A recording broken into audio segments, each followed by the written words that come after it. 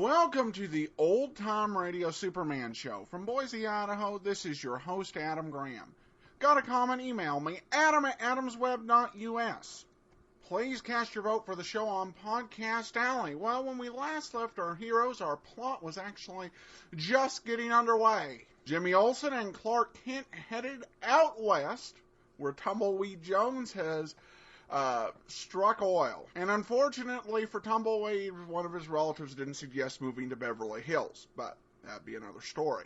So we're going to get into today's episode in a second. Before we do, I'll encourage you to go to Laser and Sword magazine, laserandsword.com, where we have new exciting serial fiction posted every Monday, Tuesday, and Thursday for your reading pleasure, laserandsword.com. But without any further ado, let's go ahead and we're going to get into the Crooked Oil Association, Part 2. Presenting the transcription feature, Superman. Look, up in the sky. It's a bird. It's a plane. It's Superman. Yes, it's Superman, strange visitor from the planet Krypton, who came to Earth with powers and abilities far beyond those of mortal men. Superman, who can leap tall buildings at a single bound, race a speeding bullet to its target, bend steel in his bare hands, and who, disguised as Clark Kent, mild-mannered reporter for a great metropolitan newspaper, fights a never-ending battle for truth and justice. But before we join Superman, listen. And now to our story. When Clark Kent and young Jimmy Olsen flew west, they were met at the Lost Valley Airport by their old friend Tumbleweed Jones. Tumbleweed, together with most of the ranchers in the locality, had struck oil on a small parcel of grazing range given him by Comanche Joe. But he had also run into trouble. Abner Cheney, president of the local bank, owned the only pipeline and railroad spur capable of carrying crude oil to the refinery.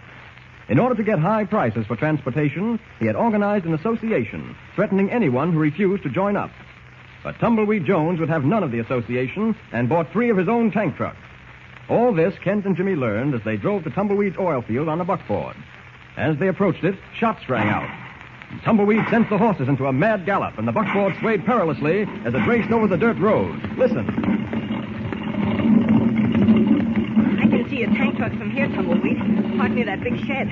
They're red, aren't they? Yep, that's them. But what are all the hands crowding around them for? What was that shooting? Oh, maybe they're just welcoming us in typical Western fashion. No, I didn't let on to nobody you was coming. Something's went wrong with them trucks. Get up, Danny. Get up, John. Come on. What could possibly have happened to the trucks, Tumbleweed? I don't know, but we'll find out soon enough. Whoa, whoa there. Whoa up. Great Scott, look. Someone shot bullet holes in the sides of the trucks. They're spouting oil. It's all over the ground. Consarn it, some ornery cayuse is going to pay for this. Come on, Miss Kent. Okay, come on, Jimmy. Okay. He done it, Tumbleweed. He done it. Who shot them trucks up, Buck? We don't know. They was all loaded waiting for you to give the order to start for the refinery when a bunch of hombres come racing by an automobile and gunned them with them 5-shot high-powered rifles. Low down, sneaking weasels. Recognize any of them? Nary a one. They drove past them trucks like greased lightning and filled them full of bullet holes. Lucky nobody stopped lead. Sure was flying. Come on, Mr. Kent. I reckon this needs some looking into. Okay, careful where you step, Jimmy. There's oil all over the ground. I see it. Gosh almighty. Them tanks sure have got holes in them. 1, 2, 3, 4, 5 in this one. 6 in that one. Only 4 in the one on the right, Tumbleweed. Well, that's enough. Now, what 2-footed rattler could have been behind this business? Well, whoever it was someone who knew these trucks were full of oil, ready to leave. I can't figure that out. I only told one fella about it, Larson, my oil broker. And that was less than a half hour ago, back in town. What puzzles me is why did they take a chance on shooting them up in broad daylight? The trucks just got here this morning. Well, you're lucky it's only the trucks, Tumbleweed. They might have set fire to the whole field. Lucky, huh? Well, maybe. What are you going to do now, Tumbleweed? How are you going to deliver that oil like you promised? We'll figure it out somehow. Now, quiet, boys. Quiet over there. Pipe down. Boys, first off, I want you to meet some old friends of mine. This fella here is Clark Kent. He's a reporter on a big newspaper back east. Hello, everybody. And this here lad is Jimmy Olsen. The Comanche tribe gave him an Indian name last time he was out here. They called him Laughing Squirrel. He works on Mr. Kent's paper. Now,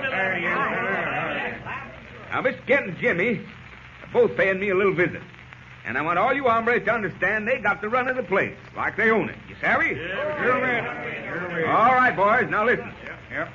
Buck here tells me that nobody's seen the cayuses who shot up the tank cars. Now, that's too bad. Because if we knew who they was, we'd go get 'em and string 'em up pronto. Yeah, bet we'd string 'em up. But we gotta figure some way of fixing the trucks so we can deliver our oil, boys. We just gotta. Oh, sure we got it, Tumbleweed, but how? How are we going to do it? Them trucks is all full of daylight. The only way you can make delivery is by using Cheney's pipeline. Nothing doing. I bought them trucks so I wouldn't have to use that crook's pipeline. And you know how I raised the money? Well, I borrowed it from Cheney's bank. Now, don't get no ideas that Abner Cheney just up and give me the money. No, sir. He lent it to me. And this land we're a-standing on right here, and all the oil under it, that gets to belong to Cheney lock, stock, and barrel if I can't pay him back. And I can't pay him back if we don't move this oil to the refinery and sell it. You savvy? Yeah. Well, boys, now you see how it is. Well, we're all with you, Tumbleweed, but how are we going to fix them tanks? Hey, I got an idea, Tumbleweed. Let's patch them. Patch 'em, Mr. Kent? There ain't time to weld them holes if that's what you're thinking. No. I wasn't thinking of welding. I know something much simpler. Well, let's hear about it. Well, there's a large hatch on the top of each of those tanks, big enough for a man to climb into. Just hammer some wooden pegs through from the inside of the tank. That way they can't fall out. The pressure of the oil will keep them in. Say, now that sounds like it kind of might work. We'll try it anyhow. Hey, boys, now y'all heard what Mr. Kent said to do. Yeah. You all start doing it.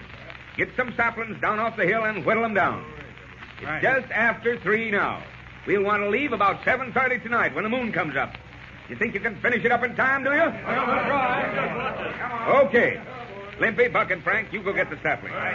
Clem and Smokey here can work on the inside of the tank. Let's go, fellas.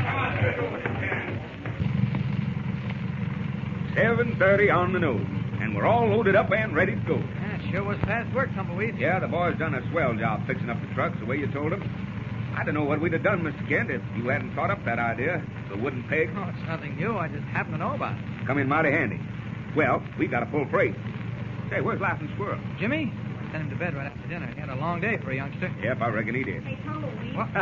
In bed, did you say? What's the idea, Jimmy? I thought I told you to turn in. Oh, gosh, Mr. Kent, I had to say goodbye to Tumbleweed, and I had to say goodnight to my pony, too. The one Tumbleweed gave me. You mean you've been clear over to the corral? Sure. All right, now, young man, you just turn yourself around and trot right on back to the bunkhouse. I want you in bed asleep by the time I get there, you understand? Oh, gee, Mr. Kent, don't get mad. I just wanted to say goodnight.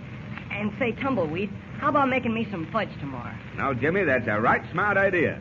We'll have us a fudge party, 10 pounds of it. And not only that, I'm going to take you up to see Balancing Rock. Balancing Rock? Well, what's that, Tumbleweed? Why, it's a tremendous rock, shaped just like an egg that stands on its point. Just wait till you see it. Oh, you must be kidding me. No, honest, I ain't, Jimmy. I got no time to tell you any more now. We got to get rolling. You all set, boys? Now, we're taking the Mesquite Canyon Road, boys. That's round by Balancing Rock. And there's a couple of pretty steep grades, so run about 30 feet behind the truck in front in case we got to stop short. And keep a sharp lookout. That's all. So long.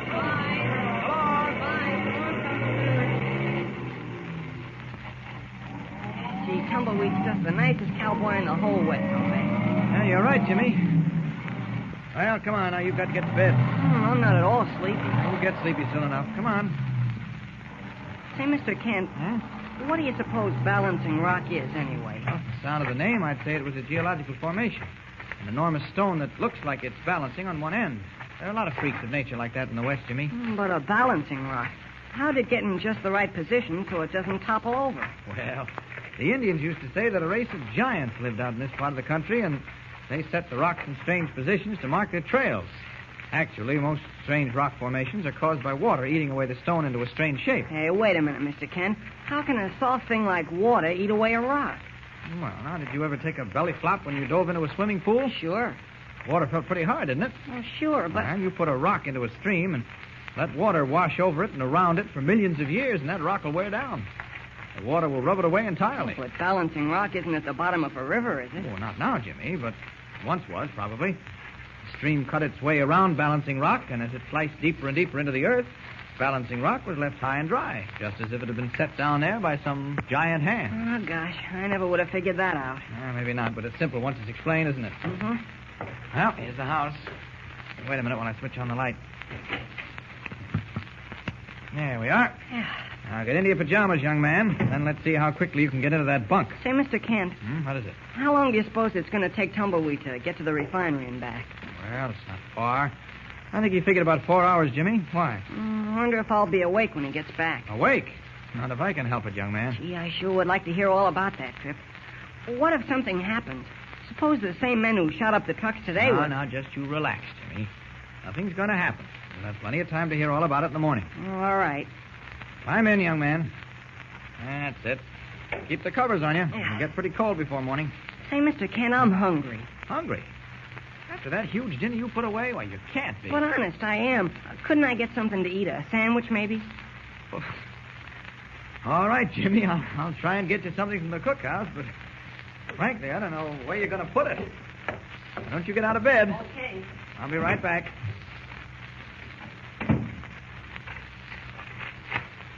As Clark Kent starts across the yard, Buck Connors, Tumbleweed's foreman, slips into the cookhouse, gropes along the wall in the darkness until his outstretched hands touch the ancient party line telephone.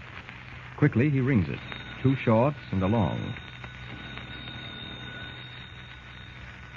A moment's pause, then a voice at the other end of the wire. Hello? Lacey? Yeah. Buck Connors.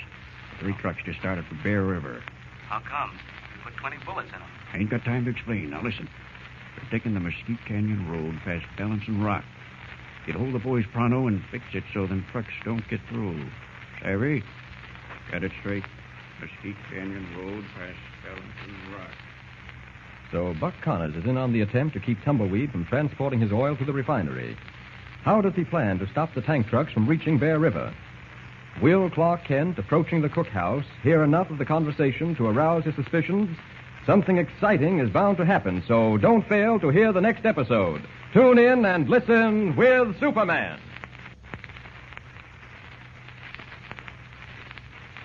Don't forget, tune in again for the next thrilling episode with Superman.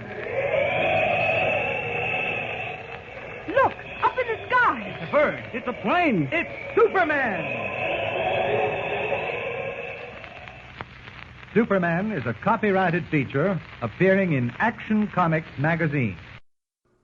Welcome back. So, if I'm understanding correctly, Tumbleweed Jones concluded that the guy who owns the oil association is a crook, and therefore he didn't want to use his oil tankers. So, Tumbleweed Jones borrows money from the bank of the oil association president, who he thinks is a crook. You know, this is practically a commercial for hiring your a financial advisor to manage your affairs.